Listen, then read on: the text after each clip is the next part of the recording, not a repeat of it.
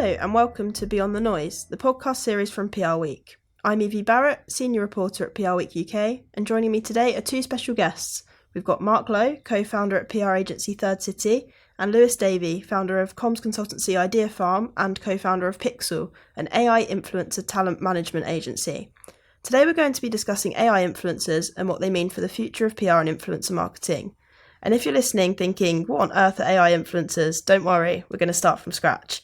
In a nutshell, AI influencers are virtual personalities built, managed and controlled by specialist coding teams which appear on social media platforms just like real influencers do. There's a lot to unpack here, but I guess we should start with the basics. So, hi both. Hi. Hi. So you've both been doing some work around AI influencers in the PR space. So I guess it falls to you to explain how they work and what the appeal really is. Lewis, should we start with you? Yeah, of course. So, as you kind of alluded to, I guess some listeners would be more aware of my work at Idea Farm and my consumer PR background. Around 12 months ago, via one of our clients, FanView, which are a content creator subscription platform that allow AI influencers on their platform to monetize content. In our Idea Farm guys, we came up with a campaign idea called Miss AI, which was the world's first AI beauty pageant. And it sat under an umbrella group of awards we created called the World AI Creator Awards. So basically honoring and recognizing achievements of people that are doing cool stuff with AI. That campaign was globally massively successful. It reached 70 countries. The reach was over 1 billion. Forbes, Time, TMZ, basically every media outlet in the world wrote about it. It did divide some opinion as well, like good campaigns do, and it's obviously pretty disruptive technology we're talking about. But kind of specifically to me, what it did do is it opened the door to meeting some of the teams that build AI influencers. And what we found, and really kind of the niche we spotted for Pixel and bringing kind of our traditional comms background, was the teams that build AI influencers are super focused on the tech. They're not necessarily connected to brand world and the world that kind of Mark and I would work on a day-to-day basis, and certainly kind of no experience in PR. And I felt that there's a really interesting opportunity to bring that traditional comms background and apply it to the AI influencer space. And I guess I just second to that, I guess I've always been quite a disruptive person, whether it's working at Paddy Power or the type of PR ideas we think of. And this is a really disruptive kind of space to be working in. And I just kind of was really fascinated about that aspect of it as well. Amazing. So who are some of your clients, and can we get an idea of the sort of following numbers and that kind of thing? Yes, of course. So we've got 19 AI influencers that we represent, and really Pixel focuses on three things. One is connecting AI influencers with brands. So just like a traditional AI influencer partnership, we connect AI influencers with brands that align with their campaign or values. The other opportunity for brands is to build their own bespoke AI influencer. So a lot of what we do is a brand would come to us and we'd be able to introduce them to the right team to build their AI influencer. And then finally, as I mentioned, the other big part of what we do is as comms professionals is helping them, advise them and consult them on rolling out campaigns as well. And I mean, from your perspective, Mark, it's a big question, but do you think AI influencers are the next big thing in PR? How do you see them being used by agencies and clients? Up until a few months ago, I hadn't actually really realised what a phenomenon this was, actually, until we met up with Lewis and his team, which actually gave us originally the idea of creating a bit more insight for clients into what this phenomenon is all about. But it's quite clear this is going to be a very big thing. And actually, when you first come to it, and I think this came across in our research with consumers, it does invite a certain level of skepticism. It's hard to believe that you could create a real person and have people trust that person. But actually, then when you start to look at some of the case studies mentioned in the white paper, which you can download from our website, it's in the link on our Instagram as well, you can really see that when you dig into it and when you actually start to understand what brands are doing, that the potential for this is really huge. And actually, even if you did feel resistant to it or skeptical about it, I think it's probably a trend that you're not going to be able to avoid, because the creation of AI influence is just going to give brands so much greater control over the content they create, how that's communicated, and to whom that's communicated. And there are already AI influencers who have been created by brands like Hyundai and others. There, some of those case studies are mentioned who are already enjoying follower bases of around hundreds of thousands or millions of actual real people. So it's a really interesting phenomenon. And I think something that clients are going to have to try to get their heads around. Definitely, yeah. Opportunities for brands. From a consumer's perspective, would you say that they are ready for AI influencers? As you mentioned, Third City recently did a survey among some adults in the UK about their attitudes towards AI influencers, and the results weren't necessarily the most optimistic, but I think quite dividing at the moment by the sounds of it. I wouldn't necessarily say I am personally, as a result of that work that we did with Opinion, optimistic or pessimistic. I would say there would be reasons for both. And I think that's clear with consumers.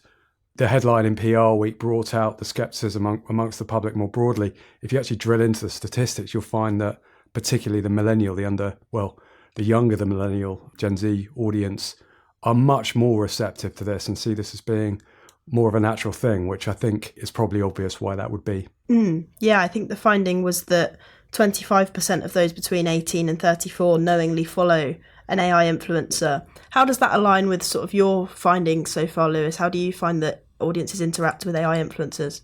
Yeah, of course. I think that there's a lot of stats and studies that are out there, and you can kind of pick and choose them. Like there was one in the US recently that said, over 52% of 17 to 24-year-olds follow an AI influencer. When I speak to people, whether it might be a friend or someone in the pub, someone in the street, and you talk to them about AI influencers, their initial reaction is like, this is crazy. Like, this is just a totally new world. And then when you kind of talk them through either a campaign or show them some examples, there is certainly a fascination. And I certainly wanted to get into this space with the next 3, 5, 10 years in mind, and not just the here and now. So I think some of those results that Mark mentioned is probably reflective of the reactions you get to when you kind of, as I said, speak to someone down the pub or a friend as well.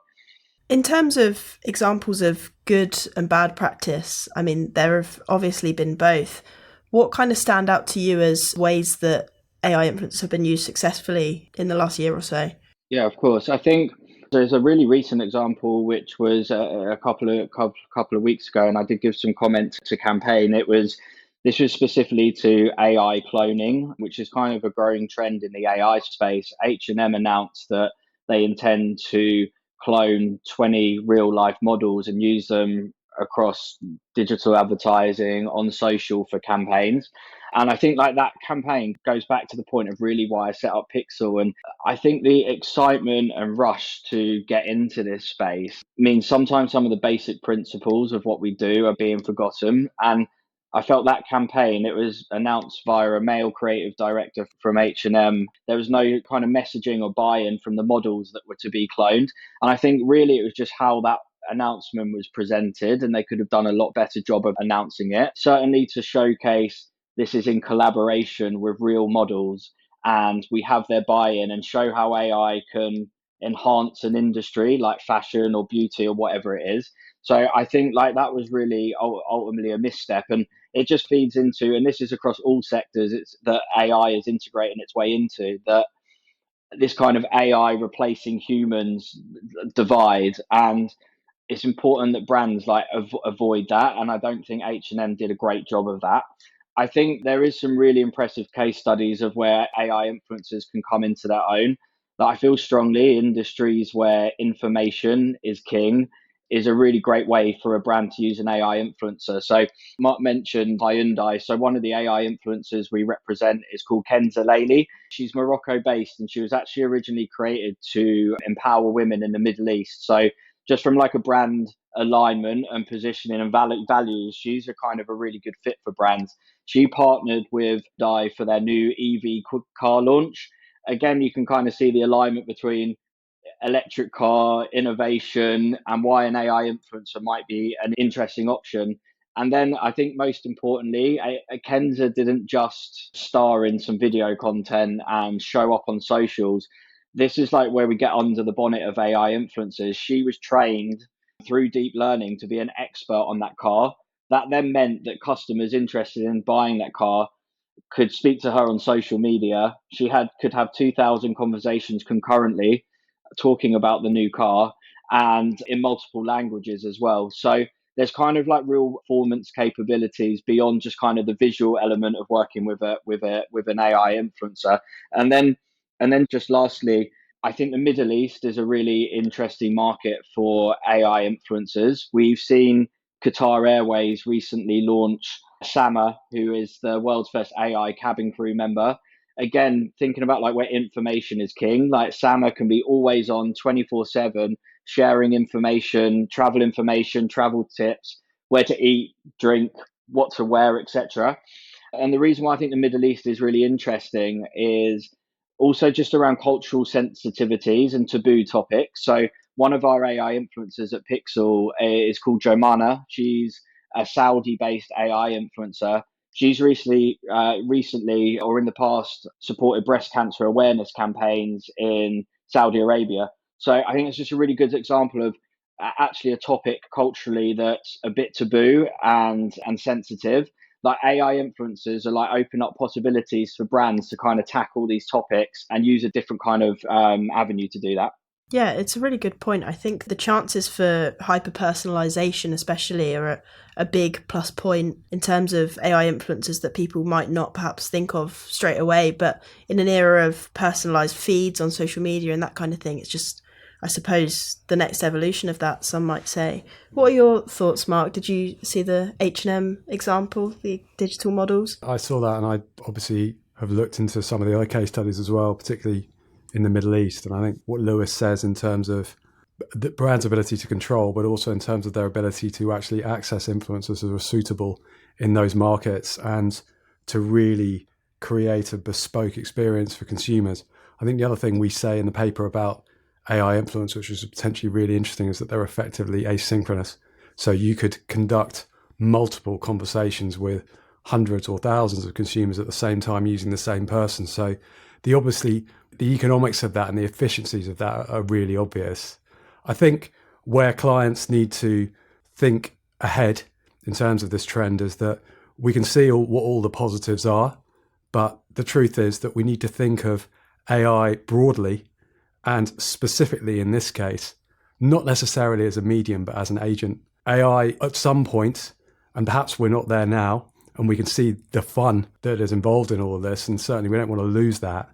But the reality is that they are agents of information, not just purveyors of information. And there may come a point where AI's ability to use and manipulate that information becomes greater. So that's why I think it's really important, if clients are entering into a space like this, to do it in the spirit of radical transparency. It should also be said, actually, the existing influencer, the real influencer market, actually lacks a lot of trust as well. There's a lot of trust and transparency issues, I think, in between the players, the agents, the celebrities, the specific influencers who've built their own followings across social media. In terms of those relationships aren't necessarily transparent, they're sometimes quite opaque. And I think in this case, there's an opportunity to actually be more transparent. But the reality is that transparency has to transfer across consumers. They are the main audience, obviously, for these. And I think in that case, I would sort of follow the arguments of, I read a really interesting piece last week, which I'd point listeners to, by Yuval Noah Harari around superintelligence. And he was talking about the importance of actually legislating to make sure that people see that things that are generated by AI are not real. And that seems an obvious point to make, but I think that is going to be a really important part of this. I know that's something that Pixel are doing a lot of, making sure they're very transparent about how these characters are sort of generated and how they're pushed out. And I think that is probably the key thing and the key advice that we would give to clients. And do you think it's a case at the moment of being quite selective of when you use AI influencers in campaigns? Do you think there are certain circumstances where they're a good fit and perhaps some where they don't work as well? I'd say two things on that point. The first thing I'd say is that if you can find a real life influencer who's a perfect fit, then yeah, I mean, I don't necessarily see why you would need to do this. However, the truth is that actually rarely happens in our experience. Often clients or brands are using a range of different influencers, many of them with an imperfect fit. So I would say, in that case, I suppose there would be an argument that you could use it in every case. So yes, I would say, firstly, that people should do that. The second point, which I've just remembered that I was going to make earlier, of why brands should go into this space, I think another reason is there is going to be a real first mover advantage. We're both ultimately PR people and we're on the PR Week podcast. And clearly there is PR value here. So whilst people are concerned rightly around the controversy around the dissemination of information and also this question around jobs and people's labour, you will be rightly concerned about that vis-a-vis all types of generative AI. Specifically with this, you would be concerned around the question of labour and remuneration. And because of that, this makes the subject even more interesting to the media. And the people that take first mover on this AI influencer are going to benefit through earned media as a result of them just doing that. So it is worth making that point, I think. Do you have any thoughts on that, Lewis? Obviously, you mentioned the Middle East as certain circumstances there where AI influencers work best. Are there any other situations where you'd say they're the preferred option? Yeah, I think there's a couple of things. Just to go back to that point around authenticity, I think it's like a really, really good question. And it's one that comes up if we speak to an agency or a brand. And I think there's two things to mention, really. The Aitana Lopez, who we represent, she's one of the biggest AI influencers in the world. She's got over 350,000 followers. Over an 18-month period, she's built a huge fan base through showing up on her socials every day with consistency of content, like connecting with her audience around certain passion points. So she loves gaming, she does yoga, she's into fitness and lifestyle. And I think that consistency over time does build that authenticity. Like fans know what they're going to get. And then the other thing that probably is a little bit forgotten about is there is a human, a creator behind these AI influencers, often a team of them. So Aitana's team are run by a Clueless agency based in Barcelona. It's a 90% female team. And if you meet those guys, they're super cool. They're basically influencers themselves. They're amazing at building content strategies for Aitana. So behind these AI influencers are kind of influencers in their own right, if that makes sense. On the second point around what I predict, I guess, is that certainly AI influencers aren't coming to replace real life influencers. I think what we'll see is almost a hybrid model where an AI ambassador will be used to perform more of the always on day-to-day content to a brand's audience, and then a normal influencer partnerships and campaigns will certainly be part of that portfolio still. And I think definitely a trend we'll see, and having spoken to Aitana's team who are really at the cutting edge of this, that we'll start seeing more blurring of the worlds. So AI influencers will show up in content with real life influencers as well. Even Sama for Qatar Airways, I think it was around the Australian Open and the tennis, appeared in content with Novak Djokovic, for example. So like the blurring of lines between AI influencers and real influencers, I think we'll see a lot more of that in campaigns in the next 12 months. And actually, that's what's interesting in terms of the H&M case study as well, because to be fair to them, my understanding is that they actually did speak to the models that were actually involved in that. When they spoke to them isn't necessarily entirely clear, but it's also clear that the AI influencer version of those models, i.e. the clone of them, were a paid version of them which could be scaled. So there's an interesting hybrid model going on here as well, whereby you use someone's existing image. And again, that comes back to transparency. Where and when that intellectual property is being used needs to reflect the labour of the person that originally put their efforts into it. In the case of a completely fictional, as in virtual, when I say fictional, I mean not real, AI influencer, in terms of the payment for their labour, what's important is that the teams behind it, and those teams are incredibly skilled, as Lewis has mentioned, are actually both reflective and diverse themselves, particularly if they're addressing diverse audiences, but then they are also properly remunerated for their IP, which is the thing that they've actually created. So you can see when you start getting under the surface of this, of who owns what reality, that's where the complexity becomes apparent. And I think that's where, as this evolves, brands have to enter into it responsibly, but I don't really see a way where the law can't and shouldn't also be involved, and regulation shouldn't also be involved in actually policing how these things are made, created and disseminated. Yeah, I think we've touched on quite a few sort of ethical issues there, which I'm sure a lot of people, when they hear about AI influencers, will immediately be thinking of. In terms of fees, Are AI influencers more cost effective, and how does the pricing vary compared to a So human?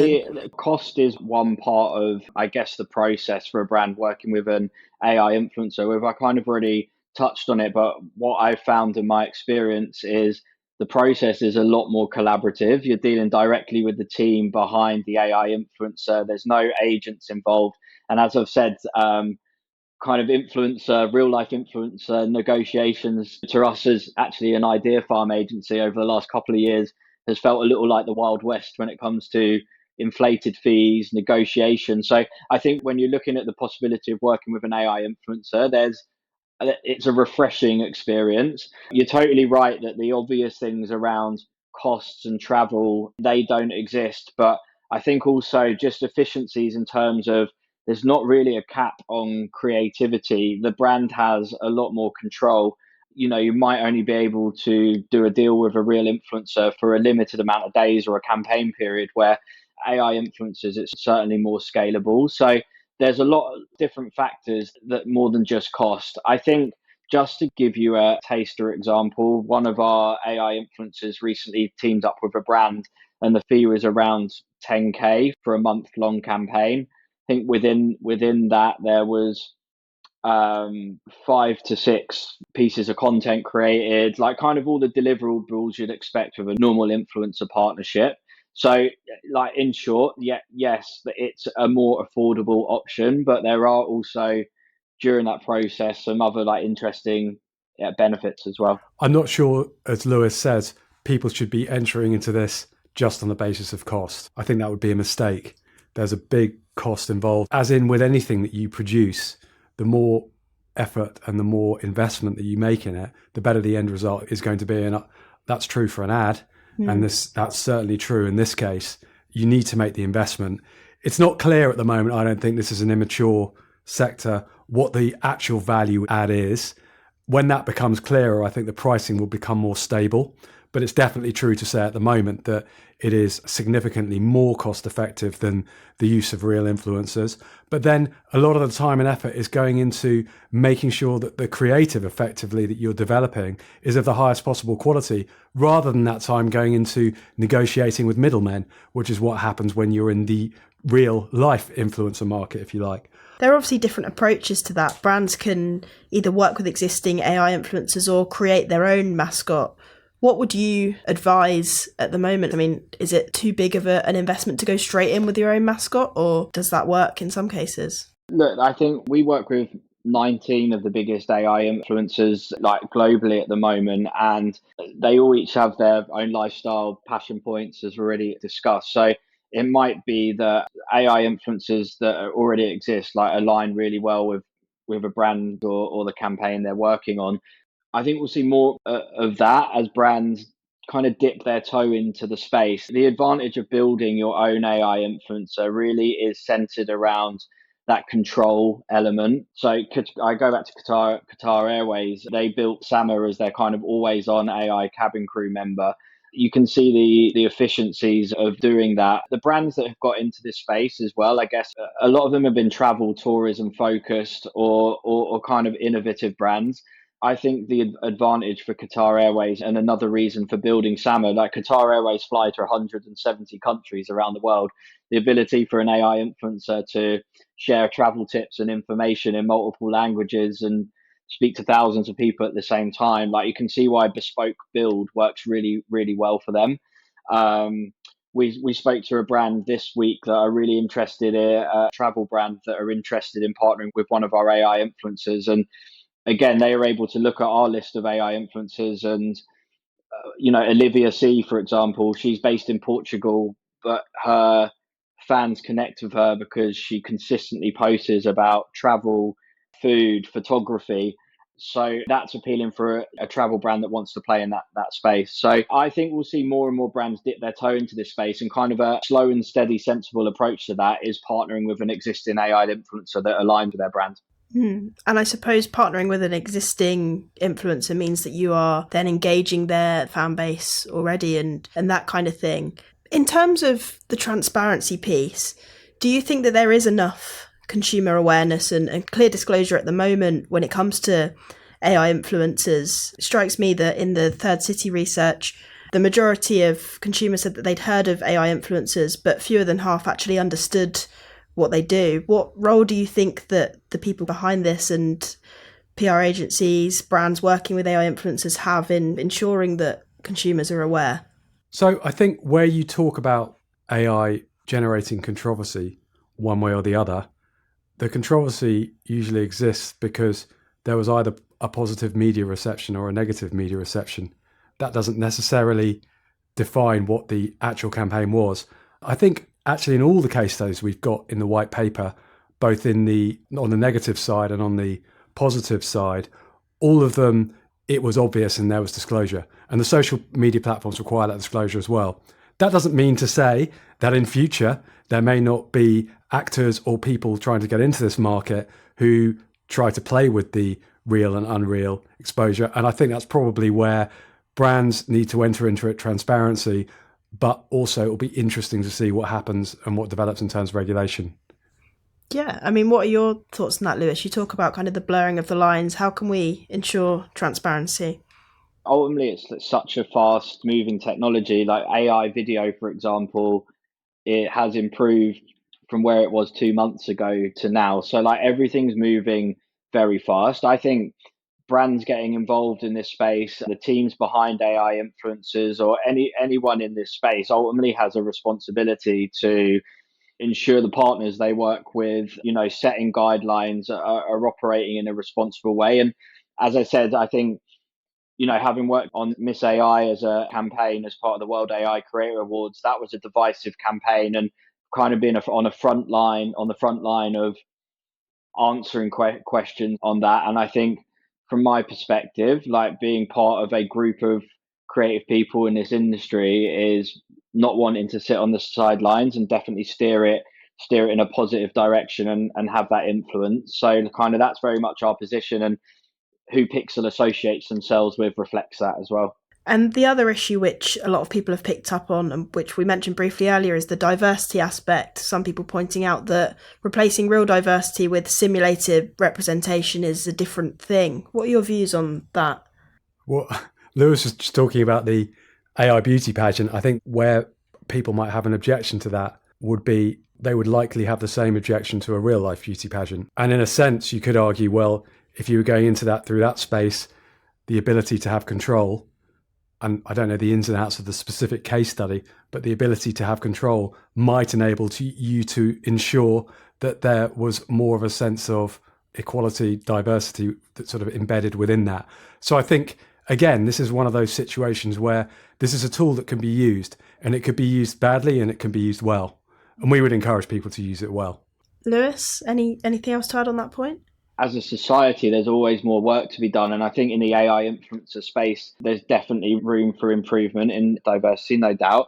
I think again, how can we help shape that? For example, Aitana Lopez's team at Clueless recently created 20 new AI models as part of their new portfolio that are very representative of different ethnicities, backgrounds, disabilities, and they're kind of really being game changers in this space to encourage more diversity in the AI influencer space. And I think to be part of that and having influence on that is really exciting. And we certainly want to see much more of that in the industry. I do also think that talking about that wider societal challenge when it comes to things like diversity, interest and demand from brands is still calling for a certain type of AI influencer. So it's not necessarily teams behind AI influencers driving this. It's actually brand and consumer demand still as well. So I just think it's important to be mindful of that. Yeah, really strong point. Out of interest, how big are the teams behind each of these influencers, generally speaking? Yeah, sure. So Aitana's team is 6 or 7, and I said 90% female. Olivia C, for example, her team is a husband and wife duo, and their background's in advertising. And really, it's usually 2 or more with the teams we work with. There's a couple that are individuals, but yeah, there's such a huge amount of planning and work that goes on behind the scenes to run Aitana, essentially, whether it's discussing commercial deals, and that's where Pixel comes in and helps them on that, on whether it's supporting on PR and news stories that we want to do around Daytona. And then, of course, there's all the content planning that goes into it. So it's a huge team effort that goes in behind the AI influencers themselves. Fascinating stuff. Mark, have you guys started using AI influencers yet in your campaigns? We have clients? not actually used one. We're in discussion with a number of different clients about the potential to do that in future. We definitely believe that there is huge opportunity here as long as it's managed properly. And I just wanted to jump in on Mark's point as well. Like, we are seeing the PR industry not necessarily we haven't seen work with an AI influencer, but we are seeing ultimately similar technology be applied to great campaign ideas. So I think as an industry, we all love the O2 scam granny recently, where and ultimately that's a similar application of this technology. So I think one thing, just like TikTok opened up a new channel for PRs, I think the AI influencer technology just gives us a new kind of creative outlet to think around campaign ideas. And the O2 campaign was awesome. So I just thought it was worth mentioning that. Yeah, I mean, it doesn't have to just be about selling stuff. You know, there are important causes. And also, if you think about from a purely economic perspective, the potential for charities, for NGOs, for those engaged in cause-related marketing, and also anyone that's doing global campaigns, because the ability to cross borders here is much greater, I think, than with the use of individual influencers, where you're using so much manpower and you have to have so much sort of specific country by country cultural understanding. I think the potential of AI to actually sort of help us to do some of that work, not do it for us, but to help us to do some of that work is really, really great. And I think, as I say, some real good could come out of this. Absolutely. And what advice would you give to an agency or a brand that's considering using an AI influencer for the first time? Where would they start? Well, again, I would go back to this idea of radical transparency. I think that would be vitally important, considering why you're doing it, considering what you want to achieve from doing it, considering why you wouldn't enter the real influencer market, if you like, and would choose this instead. So it's understanding, and I'd encourage people to read the white paper. Hopefully that will help. Understanding, what you're getting into, I think, is vitally important. For sure. Lewis, any advice? Yeah, look, I certainly think consulting the right people, and I would say that given we set up Pixel, but I do think that it's such a fast moving space and growing quickly that finding trusted professionals to ultimately consult on this space is really useful. As I kind of mentioned a few case studies earlier of where I feel brands have jumped into it because it's just a really cool thing to be doing. That's where some of the risk comes for me. I think that, as I said, just thinking about the AI influencer space as a new creative outlet for ideas for clients and brands that agencies are working with, I think that's definitely something to think about as well. And we've talked about budgets are being squeezed. I think if you're an innovative brand that has a pot of budget that what is really for experimentation, then I think kind of sensibly dipping your toe into the AI influencer space could be really interesting as well. For sure. And obviously AI influencers are one small piece of a much bigger sort of social media landscape at the moment. More broadly, what do you think we're going to see in terms of social media trends this year and how it evolves as a comms tool? One of the interesting things here is it seems like the people at the cutting edge are leading the charge in this. The sectors are the travel sector and fashion. And it's interesting to me that I think probably when social media emerged at the end of the 2000s as a sort of marketing phenomenon, you like, and marketers were trying to get their heads around it. Actually, those were two industries that were really at the cutting edge of it. I think what we should do is learn from I was working then as well, and I remember the experience, and it was all optimism, and that's absolutely right, and positivity. But I think there are things that if we could turn the clock back, we might try to change in terms of the way that social media develops and is used. Some of those things are way above our pay grade because we're marketers. We're not running governments and we're not making laws. However, there are some areas of sort of the understanding and the use of disinformation, for instance, on social media, which we just didn't believe would happen. But actually, if you look in retrospect, social media effectively created a market for information. And actually, in the market for information, things that weren't true sold even better than things that were. And I think this is even more the case here, because what we're talking about here is entities with real agency, entities that are able potentially to make decisions about what they do or say themselves. And I think there's an extra layer of danger there that I would point to, and without wanting to burst the bubble of enthusiasm, because as I say, I do think this is a really exciting phenomenon. Interesting. Lewis, anything to add in terms of what we might see coming up? Yeah, we work closely with our client FanView, and the creator economy as the whole is valued around 250 billion. I've seen a recent story that 70% of young people want to be content creators or influencers. So the demand to enter the creator economy is really interesting. And why I think AI influencers is just an interesting space is some recent stats we discussed internally. There's that people want to be content creators or influencers, but they don't necessarily want to be the face. They don't feel comfortable being a creator. So being a creator behind an AI influencer is giving them the opportunity to express themselves, be creative, but they're not actually the face. And I think that's really interesting. Just to mention a couple more things I've already said, I think this kind of hybrid model of AI influencers showing up more and more in content with real life influencers and the blurring of the lines, I think we'll see more of that. And then the point I've made around video, I spoke to Aitana's team yesterday.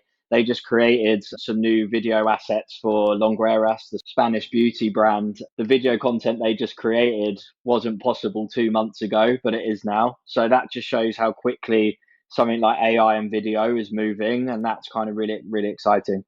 Wow, so pretty difficult to predict where we might be in a year's time or so, but sounds like it's moving at a fast pace, so definitely something for our listeners to keep an eye on. Well, that's all the time that we have for this week, sadly, but thanks very much to Mark and Lewis for taking part today. If you've enjoyed today's episode, then we'd love it if you could leave a review, please, wherever you access PR Week's Beyond the Noise podcast. Thanks for listening, and until next time, goodbye.